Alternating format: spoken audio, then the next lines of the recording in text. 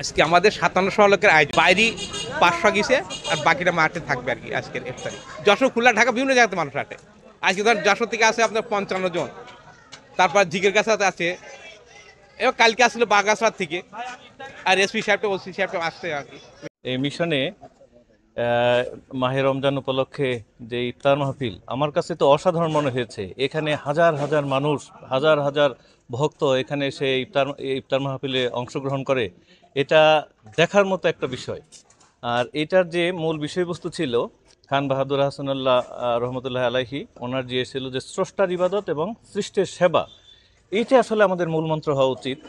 আর এখানে এসে সত্যিকার অর্থে আমি অভিভূত হয়ে গেলাম যে এই যে নলতা কেন্দ্রীয় আহসানে মিশন, এই মিশনের যারা এর পরিচালক, যারা এটাকে পরিচালনা করছে, এত সুন্দরভাবে এটা পরিচালনা করছে, বিভিন্ন শ্রেণী পেশার মানুষ এখানে ধর্ম বর্ণ নির্বিশেষে এত সুন্দরভাবে এই ইফতার মাহফিলে অংশগ্রহণ করে, এটা আসলে আমাকে অত্যন্ত আনন্দদায়ক মনে হয়েছে এবং অনুসরণীয় মনে হয়েছে যে আমাদের কার্যক্রমের সাথে মানবিক অনেক কার্যক্রম থাকা উচিত। যে অভুক্ত মানুষ যারা রয়েছে তাদেরকে যেন আমরা এরকমভাবে এই কার্যক্রম যেন আমরা চালাতে পারি, সমাজে নিরন্ন মানুষ যারা রয়েছে তাদের প্রতি যেন আমরা এরকম দৃষ্টি দিতে পারি। আমার কাছে খুব অসাধারণ এবং ভালো মনে হয়েছে।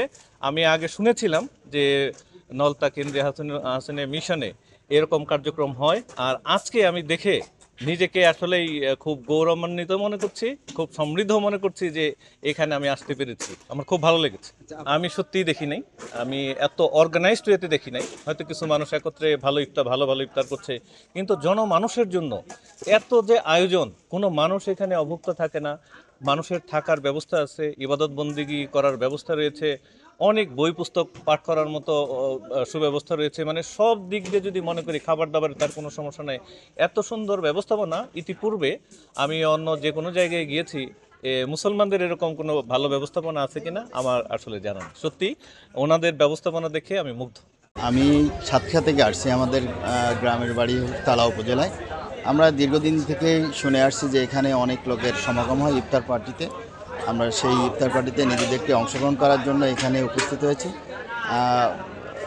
দীর্ঘদিন ধরে মনের আশা ছিল, সে আশা পূর্ণ করার জন্য, ইফতার সবার সাথে করার জন্য, আল্লাহ যাতে এই ইফতার বা রোজাটাকে আমাদেরকে সুন্দরভাবে সমাপ্ত করতে পারি, সেই আশা নিয়েই আমরা এই ইফতার পার্টিতে অংশগ্রহণ করছি। আমার বন্ধুরাও আসছে এখানে। আমি প্রধান সহকারী উপজেলা স্বাস্থ্য কমপ্লেক্স শ্যামনগর সাতক্ষীরা, আমি সহকারী জব করি। আমরা এই বিষয়টাতে ছোটোবেলার থেকে আছি। ইভেন আমি 25 থেকে 30 বছর এখানে সার্ভিস দিয়ে যাচ্ছি এই একই রকমভাবেই। তখন একটু স্বল্প পরিসরে ছিল, তারপরে এটা পরিসরটা অনেক বাড়ছে। আর এখন বর্তমানে 6000 লোকের ইফতারি, আজকেই 6000 লোকের ইফতারি আছে। এই ইফতারিটায় মাঠে আছে আপনার 4800 লোকের। এখানে ফ্লোরে 4টা গ্রুপে ভাগ আছে। 4টা গ্রুপে হচ্ছে আপনার 50 জন করেই হচ্ছে লোক আছে, স্বেচ্ছাসেবক। 4টা গ্রুপেই আছে। আর এখানে হচ্ছে আপনার খাওয়ার মেনুটা হচ্ছে, ইফতারের মেনুটা হচ্ছে আপনার চিড়া, তারপরে হচ্ছে খিরনি, ছোলা, কলা, সিঙ্গারা, আর ডিম, হচ্ছে খেজুর এবং পানি আছে প্রত্যেকের সামনে। আর এটা হচ্ছে আমাদের বিশ্বাস কেবলা সেই 90 বছর আগের থেকে, মানে 89 বছর আগের থেকে এটা কন্টিনিউ ছিল। এটা এখন আছে, এবছরে 90 বছর হয়েছে। 1935 সাল থেকে সম্ভবত এটা এই কার্যক্রমটা চালু আছে। এটা হচ্ছে আপনার রেগুলারই 4800 মতো লোক। আমরা এখানে রেগুলারই 4800 রেগুলার। হ্যাঁ, আর এখানে হচ্ছে আপনার প্রথম রমজান থেকেই 30শে রমজান পর্যন্ত এখানে ইফতারি হবে, এবং 23 রমজান থেকে 87 রমজান পর্যন্ত আমাদের মসজিদে এতেকাফ শরীফ আছে। আমরা তো 5000 লোকের আশা করি। এখানে বরাবরই এরকম 5000-এর মতো ইফতারি হয়। আর এবং আপনারা তো আসেন, দেখবেন ঠিক 10 মিনিট আগেই দেখবেন এখানে লোক সমাগম প্রচুর।